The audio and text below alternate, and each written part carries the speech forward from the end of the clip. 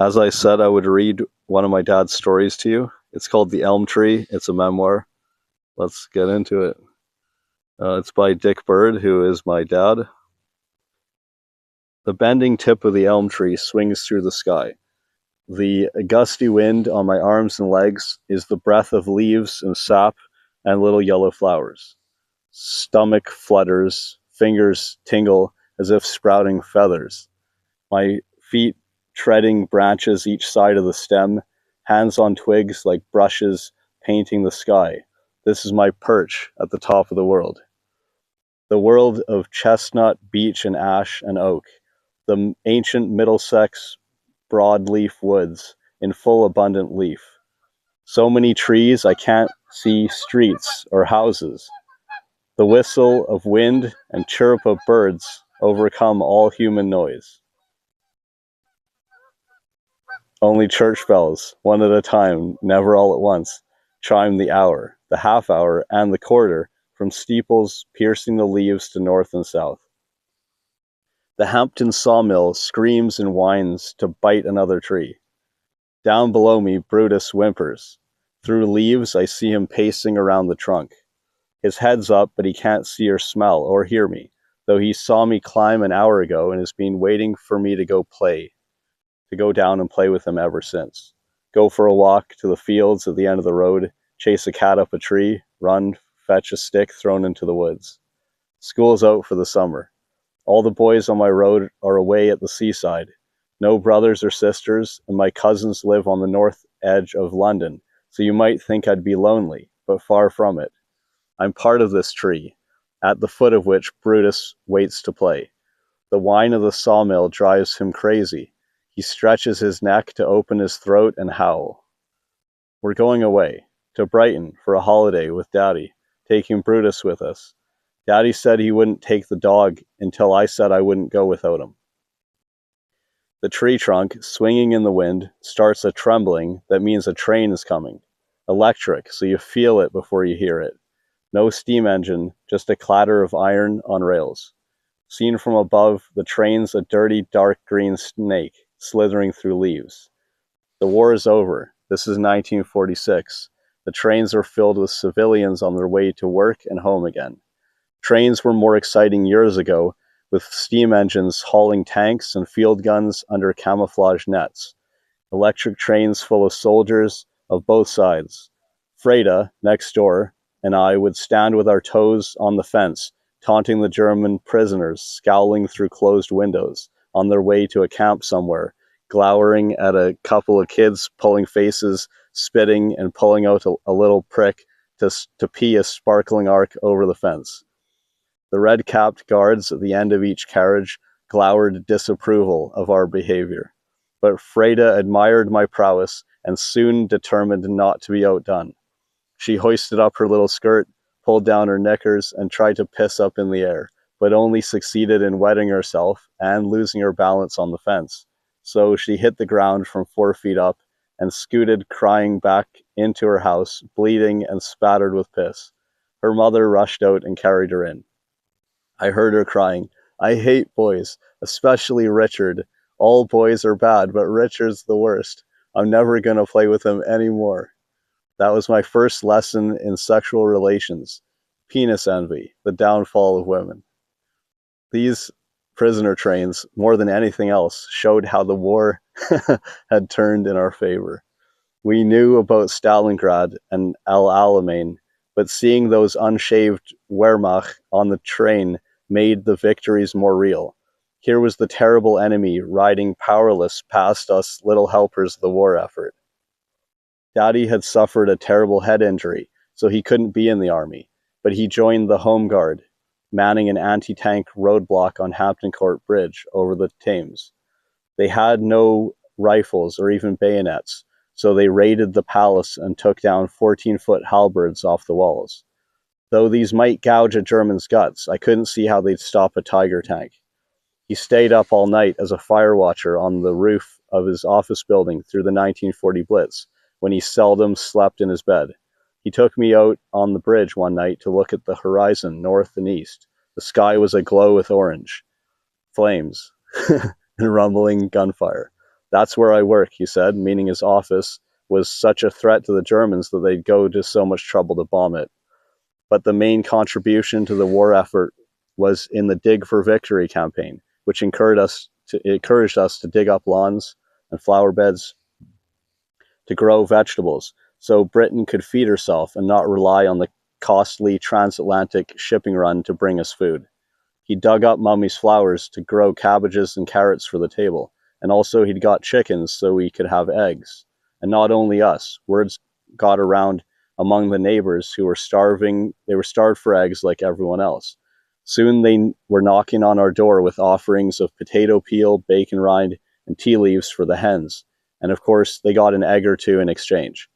The hen house was a prefab shed sheathed in asphalt roofing, stretched across the end of the garden under the elm tree where I swung across the sky. On the lookout, Daddy joked, for German bombers.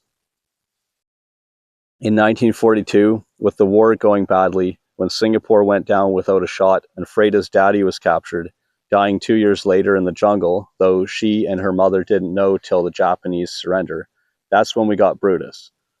He was one of a litter of 6, floppily falling over each other under their mother's watchful eye in a pen of sawdust penned by boards that came up to my belt. Daddy said, "Pick any one you want." "Can I have a boy?" "Are boys or girls more trouble?" Daddy asked the kennel man. "Girls grow up and have puppies. If you want more puppies, all the work and mess and bother, take a girl, what we call a little bitch." "Take a boy then," Daddy said. "If the girls are bitches, what do you call the boys?" "No special name, just dogs." "Purebred," Daddy ruminates. "Is that the same as pedigree?" "It says what it means. Pure, no mixture, no unknowns. We keep records of all our breeding dogs and bitches going back generations. Pure Welsh collies, of course, with our personal guarantee. That's what you get for 7 guineas. A pedigree dog is no better, no worse, but you get a certificate listing all his fancy ancestors for a price up over 100. "Well, I don't mind paying for quality," Daddy says, "but not 100 quid for a scrap of paper." I think he's quoting Hitler there somehow. He said quid, but was really thinking guineas, the currency of private schools, dentists, and solicitors, and other genteel delights he yearns to share. The owner reads his mind and sniggers. It's a bit like middle class and aristocracy. Lord so-and-so can trace his granddads back to the Battle of Hastings, but you and me, Daddy laughs, back to the Crimea if we're lucky. "The charge of the Light Brigade in the blackout," chortles the owner. "The war is always in our minds, even mine, which is otherwise vacant." I reach in the pen and grab hold of a pup, his ribs and soft belly pulsating. "I'll take this one." I stare in his little glittering eyes, staring back at me. "Turn him over," says the owner. "Rightio, that's a boy." I feel free to smile in the pup's eyes a couple of inches from mine. "Got a name for him yet?" "Brutus," Daddy said. I knew nothing about the noblest Roman of them all. He had just suggested the name on the way here on the bus. For all I knew, this was the first, original Brutus in my hand. "It's a gift," Daddy said, "for his birthday. Many happy returns." "How old is the young master?" I tell him, "Going to be 8 next week." "Good age to learn responsibility," growls Daddy. "Right. The 2 men and my mother, who's hardly uttered a word since we came, holding a handkerchief over her nose, give me hard, challenging looks, which I try to duck by blinking. Big responsibility training a young dog, the owner says. Taking him for walks. House training, Mummy mutters through her handkerchief. Staying to heel. Keep the commands short and simple. 1 syllable. Heel. Come. Sit. Stay. Down. Up. The pen full of puppies fall over each other in frantic efforts to obey and finally stand quivering, eyes shining, echoing the shouted commands with high, snappy yelps, while their poor mother bitch, her tits red with slobber, jerks around and up and down because she's so well trained she can't help it. The grown-ups, not me, I couldn't care less, seem to relish the commanding power of their voices. Sounds like self-importance. "You shouldn't climb that tree," Daddy said one time. "Never trust an elm. It'll break and let you down without warning, for no reason, for no cause. Why don't you climb the ash? Everyone knows an ash will never let you down. I took all this with a pinch of salt, like most of his advice. His self-satisfied smile warned me off, the twisted smile of a man who thinks he knows better than nature, as if nature herself or some wicked force will get you if you don't watch out. And some days, the best days, I spend more and better time up that tree and closer to it than I ever was to him. I climbed the elm not to prove him wrong, as he seemed to suspect, but simply because it was the tallest tree near home that I could climb. The ash had been cut off years ago at 10 feet up, where it sprouted a cluster of thin poles, good for staking runner beans, but nothing like the stem and lateral boughs I needed for climbing. The Scots pine of equal height was clumpy, scabby, and sooty from train smoke, so climbing it I got scratched and dirty and never found a lookout with a view out over the world. The one good thing about the pine was it didn't change in winter. I have to admit, I wouldn't climb the elm after it shed its leaves. The view would be clear, but the bark wet and slippery, hard to grip, while the tarred roof of the henhouse beneath would tempt me to a fall. So when one summer day I went aloft, leaving Brutus to wait below, and a sturdy bough I had bounced on 100 times before broke under me, as Daddy said, without warning, for no reason, for no cause, there wasn't time to feel surprised. The betrayal hurt more than the physical letdown. Slow and easy onto sturdier boughs, a drop of only a few feet, not even bruising. There was no time to be scared. In fact, I rather enjoyed it, wouldn't have minded sliding bough to bough all the way down to the ground. Mummy calls, "Richard!" sending a surge of alarm through me. When I grow up and start a farm, I'm going to change my name to Dick, like Dick Turpin, the famous highwayman, or Dick Whittington, who ran away from home and made his fortune. Neither of them would ever answer to Richard. And don't forget Dick Barton, special agent, a forerunner of James Bond, which every red-blooded boy in the kingdom tuned in and listened to every weekday night at 6:45. Mommy's looking down from her bedroom window at Brutus sitting under the tree, so she must know where I am. "Yes, what do you want?" "Where are you? I can't see you." She shakes her head, her neck hurts as she tries to look up. She's at the top of the house, but I'm higher than the chimneys on the red-tiled roof. "Oh, there you are up that tree again. Mind you don't fall. I want you to come down now. Go to the shops and get us fish and chips for dinner." Brutus is up and prancing, wagging his tail. He's learned a lot of English despite being a Welsh collie, so he knows this summons means a walk. The money's in the biscuit tin. The shopping basket's in the cupboard. Mommy's up in her room where she's been in bed all week. I open the window to blow out the smells of cigarettes and sickness. From the garden comes the triumphant cackle of a hen. "Ah, good," says Mummy faintly, "a fresh egg for tomorrow's breakfast." "Fish and chips for how many?" "Just you and me. Daddy won't be home. Maybe late tonight if we're lucky." So out we go. Brutus clears the gate at a bound. His paws just touch the top for a second. His velocity carries him over. He loves to jump over gates and walls, but he's careful. If he can't see what's on the other side, he'll wait till I've looked. If it's safe to jump, I pat the top with my hand. He trusts my hand. It never hits him except in play. And we play rough, wrestling, boxing like a couple of wolf cubs. My daddy, though, often hits him really hard with his hand. Brutus is usually beaten for running away. He loves to wander miles afield, returning after anything up to a week. Then Daddy ties him to the railway fence and beats him with his leather lead. His cries of pain tear my heart to pieces. "Why do you always do that?" "To teach him not to run away." His logic defeats me. I feel as dumb and bewildered as Brutus, getting beaten just for coming home. And then he gets a big, juicy dinner to further confuse him. I give up. I'll never understand the grown-up mind. Even now, at the ripe old age of 88, I still don't understand the grown-up mind. I shudder at the thought of it. It's such a lousy compromise, a betrayal, really, of the pure mind of a boy. Or girl, of course, like his neighbor Freda. As I open the gate, a bullet whistles past an inch from my ear. The bastards. I knew that word. Yes, I knew that word. I drop to my hands and knees behind the gate and crawl along the pavement till I'm behind the next door hedge, which gives good cover.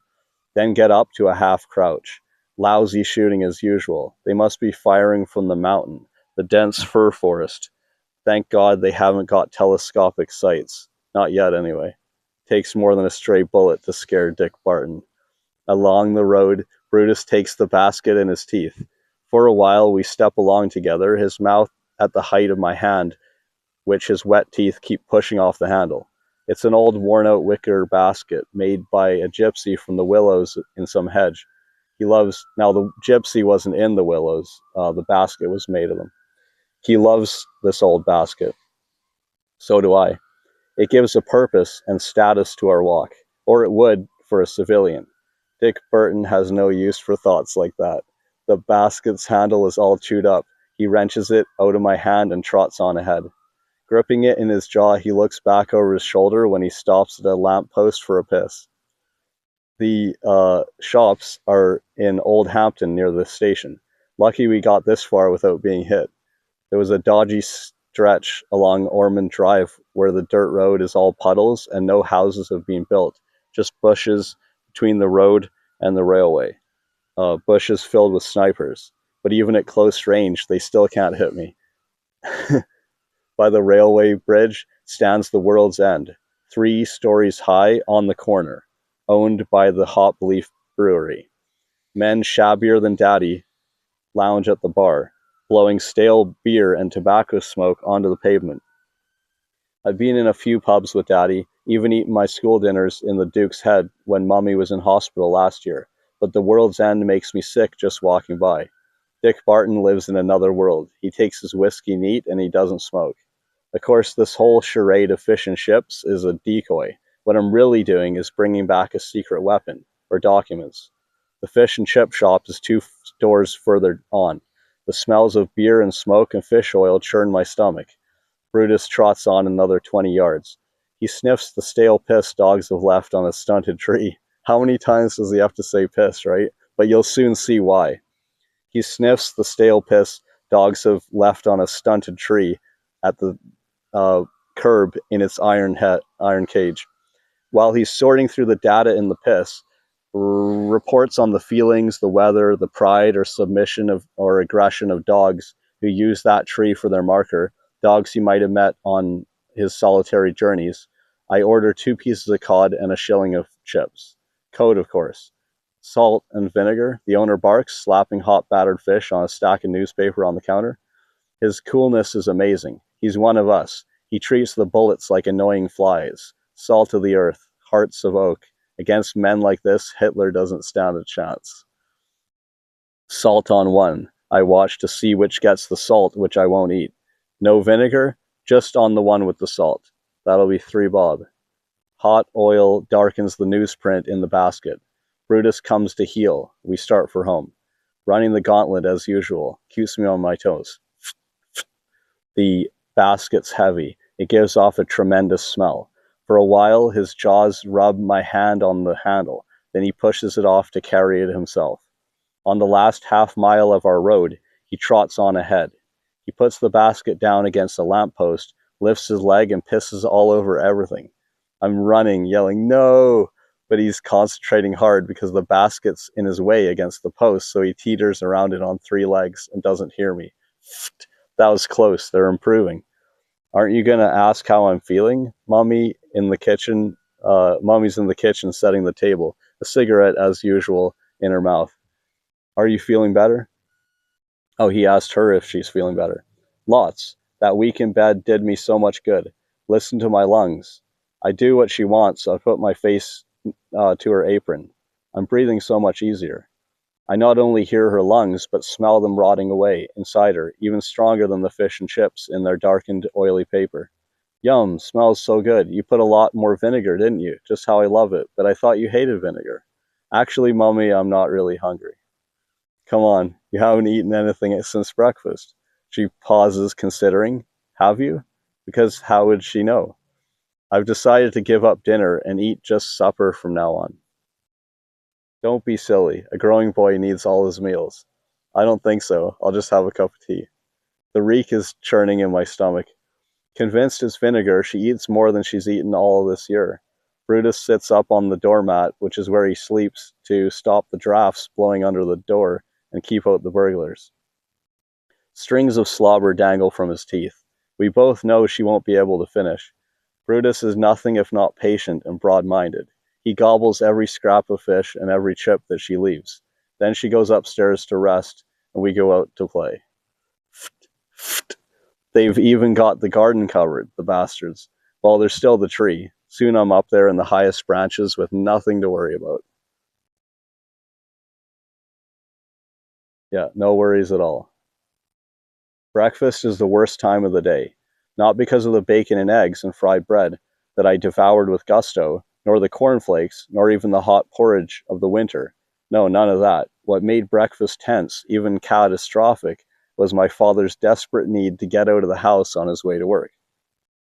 He sits at the table in his shirt and iron trousers, his collar undone and no buttons on his sleeves, so helpless, like an unfinished statue of himself, while my mother at her ironing board presses frantically on his steaming starched shirt collar that she had washed the night before, and he yells at her to bring his collar stud and cufflinks from upstairs. So she'll have to climb huffing and puffing up the narrow twisted stairs to their bedroom and the bathroom and stagger back down, quite out of breath, and gasping for a cigarette, holding out his bits and pieces like a handful of jewels that he snatches out of her hand and wrestles as if he were his own worst enemy to get his collar fastened and then his cufflinks, just as delicate an operation, onto his sleeves. And when all that's accomplished, he'll have to get up and look in the hall for his waistcoat, a dark pinstripe like his trousers, and button it so tight he can hardly breathe, standing in front of the hall mirror, knotting his tie while holding down his stiff starch collar that's twisting off its stud, muttering that he's going to miss his train if she doesn't get a move on, and why hasn't she even brushed his shoes? His whole performance seems to tell us, my mother and me, that he's destined for another, better world, a world where there's money to be made, to pay for the food on our table, his eggs and bacon congealing on his plate, and the clothes we wear as we while away our lazy day, but only if he gets up to town in time to make it. Doesn't she get that yet? Hasn't she lived with him long enough to get it? And then my mother starts sobbing, and that infuriates him even more. He stands up from his uneaten bacon and eggs and shakes his fist in her face. And that's when I lose control. My head splits down the middle, splitting my neck bones between my eyes and through my mouth, tearing my ribs apart and cleaving my lungs, throwing my poor little heart aside like a dog run over by a bus. And though I try to stand, I'm falling sideways, as if on a ship tossed by stormy waves. I put my hands on the table so I won't fall down. Where is my chair? Mommy screams, "Look, now you've made him cry." I try to shout, "You're both making me cry." But I find my chair and sit on it, still in the boat shaking with the wind, tossed by the waves. I put out my hand for balance and find the head of my dog sitting next to me. His ears, which normally stand up straight, are flattened on his head, which means he's as worried as I am. I press my hands to his head and rub his ears to comfort him. I slip down off my chair and kneel with my arms around him. He's shaking all over, just as I am. I cry with his fur in my face. At last my father's ready to leave. The armored warrior buckled for battle. He storms out the front door, his shoes clacking on the step and down the concrete path to the gate, which he flings shut behind him and strides up the road to the bus stop, where if he's not too late, he'll catch the bus to Twickenham station, where a fast train will carry him up to London, where his real life waits for him to punch it into shape. It's summer, so thank God there's no school. Leaving mother crying in the kitchen, I go out to the garden, to the elm tree, and start to climb. With every foot off the ground, I feel better. Up aloft, the good west wind is blowing. It's still like being on a ship in a gale at sea, but so much better up here than in the house. I'm surrounded by twittering sparrows who nest in the eaves above my bedroom window. Their twittering, whatever it means to them, makes perfect sense to me. And there's sense to be made of the swath of trees stretching away before me, the horse chestnuts bursting into blossom, filled with birds jabbering about nothing, about life. And down below me on the ground, Brutus sits as he always does, waiting for me to come down and take him for a walk. It'll be just the two of us, Daddy says in his car on the way on the road to Brighton. So soon after the war, there still aren't many roads or cars on the road, just loaded lorries. Traveling 40 miles an hour is quite a thrill. Three of us, I correct him, nodding at Brutus, drooling on the back seat. Put a rug under him. That's real leather. Only the best cars have it now. I just mean your mother's staying home. Wouldn't the seaside be good for her lungs? That sea wind would blow them inside out. He was right. The English Channel seethed in a cold, sullen fury, like the grown-up English mind. Surf pounded Brighton Pier and the stony beach. We couldn't find any sand, just stones, which are called shingle. Walking up and down the front, east and west from the bed and breakfast, where we had a room, we tramped on and stared over bay after bay of steep banked shingle. Every time a wave piled up and tumbled down for the next, the pebbles rang out shrill as bells. There weren't any fields or woods or hills. The South Downs lay to the north, under cloud, just us and the sea, like D-Day. After a while, I wished I hadn't come. I'm not sure why yet. Maybe because it's kind of bleak. Daddy said, "You know I've left home, don't you? The question is, do you want to come and live with me or stay with Mummy? Whichever one of you stays in Hampton. You don't care who?" "Not really, I just don't want to leave. My friends and the fields and all that. You know I'll be moving closer into town. Driving to the office is hell, and you know what the trains are like. I like living on the edge of the country." "So do I, Richard, but my work's in town. I've actually taken a place already, right near the city. And there's a lady I want you to meet. If we have any children, we'll move further out. You know your mummy can't have any more children." I don't say anything. I don't really want to stay with her any more than he does. The coughing and smoke and the sick lung smell get me down as much as they do him. But I love my house and the road and the fields at the end, the woods and green of good old Bushy Park. And the territory isn't just mine. It belongs to all the kids I know, and to my dog. It belongs to all of us as much as it does to the birds. It takes a few years to realize, when I'm farming in the wilds of Canada, that the land never really belongs to us. We belong to it. Daddy went in the pubs while we walked on the front. This is at the beach, of course. He met a few people, tried to introduce me, and that's where they'd usually meet after that. I didn't meet any boys of my own age. Youths and girls went dancing and roistering. Music blared out. On the pier and around the pavilion, the amusements weren't amusing. Usually at the seaside, I run on the beach and swim, but all we could do was dress for winter and go staggering through the howling gale. Okay, that's why you didn't really want to be there. The seawalls stuck out here and there over the beach like battlements of a castle wall. I leaned on the rough stone and stared at surf punishing the shingle 20 feet below. Brutus was off sniffing some other dog's droppings and came to sit behind me. I stared out over racing waves, the blowing spray. The drooping sun broke through clouds, brightening the scene. It's actually getting dark here. I don't know where my mind was. It sure wasn't in my head. I touched the top of the wall as I turned to speak.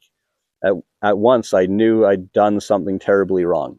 But too late, he'd already jumped. My hand on the wall was his signal. He thought I was looking over to see if it was safe. His paws just touched the wall as his velocity, or I would say momentum, carried him over. He looked back at me from under his tumbling paws. Loud as the clash of tumbling shingle, his body thumped on stones. I looked down. His body lay crooked, not moving. I saw the steps and ran down. I knelt next to him in the wet and slime. His eyes were open, but not seeing me. I touched him, but didn't know how to help. I didn't know what bones he might have broken. Another great big wave came thundering in. If it swept us away, I'd hold on to him and we'd go out together. We got soaked and shifted around as the shingle clattered over us. He raised his head to me and then looked away. He got up, stiff, and staggered up the beach before the next wave. I followed behind him. Blood dripped on the stones from his mouth. He didn't look at me. If I were him, I wouldn't look at me either. I didn't want to be me. I'd rather be him.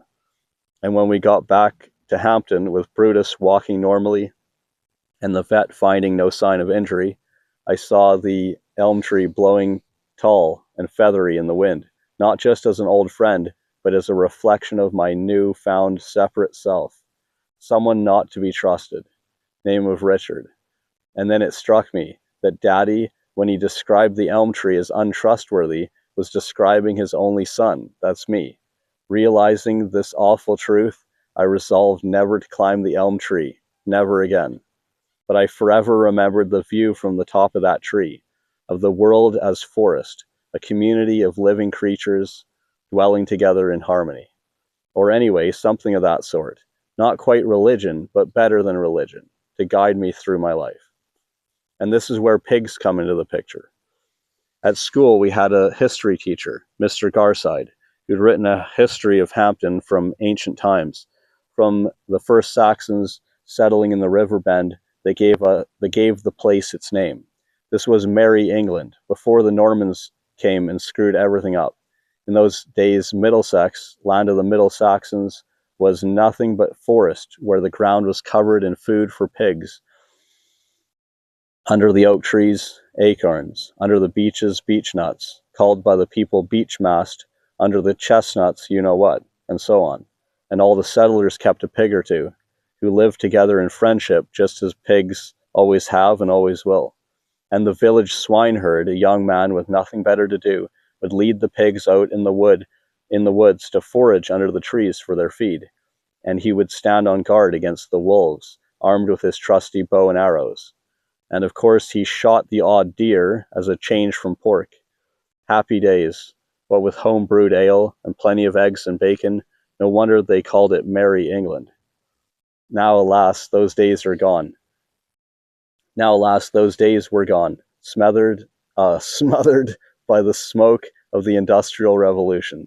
And even at that tender age, I yearned to bring them back.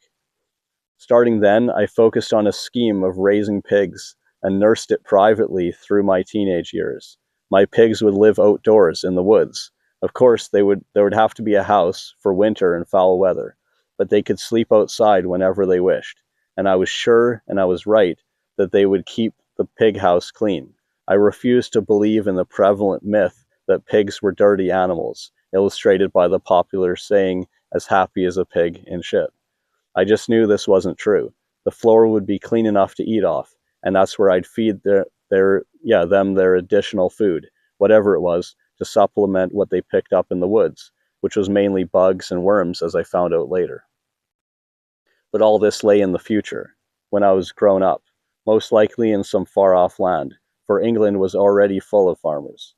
And so the elm tree, though I never climbed it again, has always stood up there behind me, watching over me, no matter where I go, and watching over my beloved dog, wherever he may be.